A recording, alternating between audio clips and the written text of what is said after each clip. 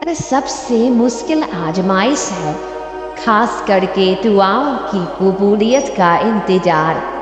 जब आपको वो दुआएं मांगते हुए एक लंबा अरसा गुजर चुका होता है और उनके जवाब का कहीं से भी पता ना मिलता हो।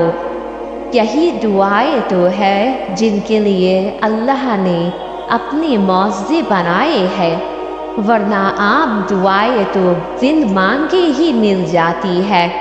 लेकिन ऐसी दुआएं जो मुमकिन नहीं लगती, उनके लिए करिश्मे होते हैं, उनके लिए करामत होती है, उनके लिए उनसे काम बनाया जाता है। अल्लाह ने देने से इनकार किया, नहीं ना। उसने कहा कि मैं नहीं सुनूंगा, नहीं ना। उसने कहा कि आजमाइश हमेशा के लिए है, नहीं ना। उसने कहा कि मैं नाराज हूँ तुमसे, नहीं ना। उसने कहा कि मैं तुम्हारे सब्र का बदला नहीं दूंगा, नहीं ना। उसने कहा कि ये बुरा वक्त कभी नहीं बदलेगा, नहीं ना। उसने कहा कि देरी का मतलब इनकार है, नहीं ना। उसने कहा कि वो तुम्हारे गम से बेखबर है, नहीं ना। तो यकीन रखो ना उस पर। वो कहता है मुझसे मांगो मैं तुम्हें दूंगा। वो कहता है हर मुश्किल के बाद आसानी है। तो यकीन रखो ना उस पर। यकीन रखो तुम्हारा बिगड़ा वक्त भी संवर जाएगा। वो कहता है मैं सब्र करने वालों को पसंद करता हूँ। तो यकीन रखो आपका सब्र रायगा नहीं जाएगा।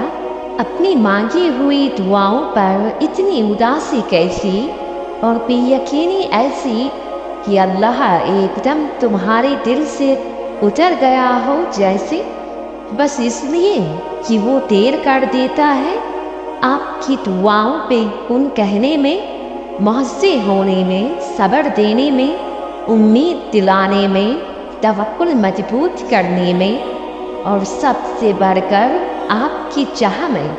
आपको लगता है कि वो देर कर देता है, हालांकि वो बिल्कुल सही वक्त पे बिल्कुल सही चीज से नवाजता है आपको। बस हम ही उनकी आजमाइश समझ नहीं पाते। यकीन वालों को अल्लाह कभी भी कबूलियत से महरूम नहीं रखता। मुसलसल दुआ मांगने की तौफीक इसलिए तो दी गई है क्योंकि उन दुआओं के जरिए अल्लाह ने तुम्हारा नसीब बदलना है। उन दुआओं के जरिए अल्लाह ने तुम्हारे लिए वो सब करना है जिसकी आस तुम लगाए हुए हो। दुआ ही है जो तुम तक सब कुछ ला सकती है। दुआ में तकदीर बदलने की ताकत रखा है अल्लाह ने। फिर चाहे सब कितना ही मुश्किल और नामुमकिन नज़र आए, अगर तुमने अल्लाह की रहमत पर और अल्लाह पर यकीन कर दिया, फिर तुम्हारे लिए अल्लाह वहाँ से रास्ते निकालेगा जहाँ से तुम तसव्वुर भी नहीं कर सकते। हर एक इंसान को अपनी ज़िंदगी में किसी ना किसी मुश्किल का सामना करना पड़ता है, लेकिन याद रखो कि अल्लाह आजमाता भी उन्हीं को है जिससे वो मोहब्बत करता है। इस आजमाइश में तुम अकेले नहीं हो। बेशक इस आजमाइश के बाद अल्लाह तुम्हें तुम्हारी चाहत से नवाज देगा। बस कमज़ोर मत पड़ना और दुआ हमेशा करते रहना, क्योंकि दुआओं से सब कुछ बदल सकता है, तुम्हारा नसीब भी। अल्लाह जिन चीज़ों से तुम्हें आजमाता है उन्हीं चीज़ों को इख्तिताम में तुम्हारा नसीब बना देता है। आजमाइश तो उन्हीं चीज़ों से होती है जो तुम्हें सबसे अजीज होती है, ताकि उसको पाने की तरफ तुम्हें अल्लाह के करीब कर दे। जब अल्लाह खुद तुम्हें अपने करीब करना चाहता है तो तुम क्यों मायूस होकर दुआ करना छोड़ देते हो? जानते हो ना, मायूसी कुफ्र है।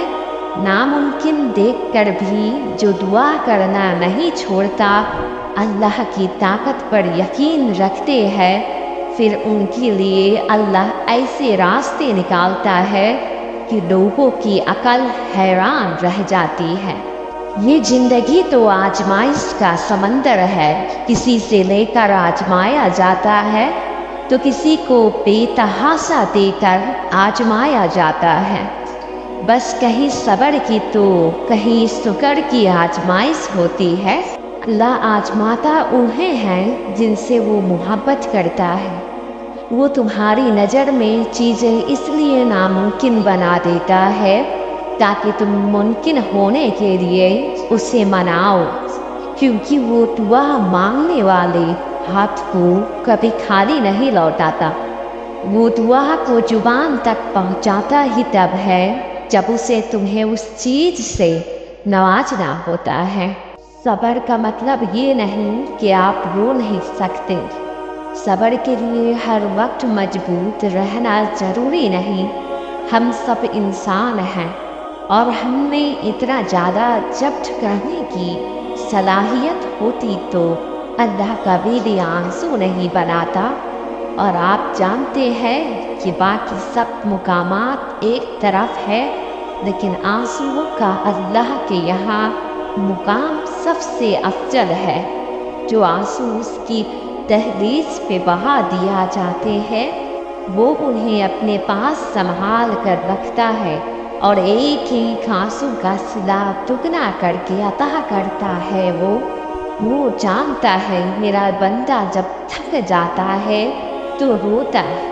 وہ پھر یہ نہیں دیکھتا کہ اس کا ماضی کیسا تھا یا اس کے اعمال کیسے ہیں، بس وہ عطا کر دیتا ہے اور ساری آنسو سمیٹ لیتا ہے۔ سورہ یوسف سے ہمیں کیا سیکھنے کو ملتا ہے کہ اللہ پاک ہمیں ہماری پسندیدہ چیز سے آزماتے ہیں جو ہمارا سکون ہوتی ہے، اور آزمائش ختم ہونے کے بعد ہمیں ہماری پسندیدہ چیز کے قریب لایا جاتا ہے۔ جب ہمیں کوئی چیز انتظار کے بعد حاصل ہوتی ہے تو اس کو حاصل کرنے کی خوشی ہمارے تمام دکھ بھلا دیتی ہے۔ ہماری آزمائش میں گزار کر وہ تکلیف کا وقت راحت میں بدل جاتا ہے۔ سورہ یوسف ایک بہترین مثال ہے کہ اللہ اپنے پسندیدہ بندوں کو ہی آزمائش سے گزارتا ہے تاکہ وہ ان کے قریب آ سکے۔ وہ آزمائش سزا کیسے ہو سکتی ہے جس نے تمہیں اللہ سے دعا مانگنا سکھایا؟ کون سی آزمائش سزا ہوتی ہے؟ وہ آزمائش جو تم سے سجدے کا حق چھین لے، وہ آزمائش جو تم سے دعا کی توفیق چھین لے، وہ آزمائش جو تمہیں اللہ سے محروم کر دے، وہ آزمائش جس میں تمہیں اللہ سے فریاد کرنا سکھایا، یقین رکھنا سکھایا، وہ کیسے سزا ہو سکتی ہے؟ اللہ ناراض نہیں ہے تم سے، بس اسے پسند ہے تمہارا اسے بار بار منانا۔ تمہاری یہ آزمائش اللہ کی محبت ہے، کیونکہ اس کے بعد اس نے تمہیں تمہاری چاہت سے نواز دینا ہے۔